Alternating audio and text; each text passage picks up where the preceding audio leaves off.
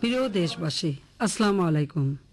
5ই জানুয়ারি নির্বাচনের বর্ষপূর্তির দিনটিকে গণতন্ত্রের বিজয় দিবস হিসেবে পালন করছে সরকার। এ উপলক্ষে সন্ধ্যায় জাতির উদ্দেশ্যে ভাষণ। জামাত জোট সারা দেশে ত্রাসের নতুন করে সংঘাতময় রাজনীতিতে সারা দেশের মানুষ যখন উদ্বেগে, তখন দেশের সবকটি টেলিভিশনে প্রধানমন্ত্রীর 25 মিনিটের এই ভাষণ সম্প্রচার হয়। মহাসড়ক সহ গ্রামের রাস্তা প্রধানমন্ত্রী বলেন, গণতান্ত্রিক অগ্রযাত্রার ধারাবাহিকতা রক্ষায় 5ই জানুয়ারি নির্বাচনের কোনো বিকল্প ছিল না।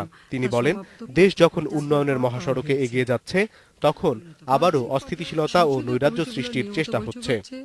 বিএনপি নির্বাচনে অংশ না নেওয়াটা ছিল একটি রাজনৈতিক ভুল সিদ্ধান্ত। তাদের এই রাজনৈতিক ভুলের খেসারত কেন জনগণকে দিতে হবে? বিএনপি নেত্রীকে আমি আহ্বান জানাচ্ছি, নাশকতা, মানুষ হত্যা, বোমা গ্রেনেড হামলা, অগ্নিসংযোগ, জানমালের ক্ষতি করা বন্ধ করুন। আপনার ভুল রাজনৈতিক সিদ্ধান্তের কারণে আজ আপনি ও আপনার দল সংসদে নেই। আপনি কাকে দোষ দেবেন?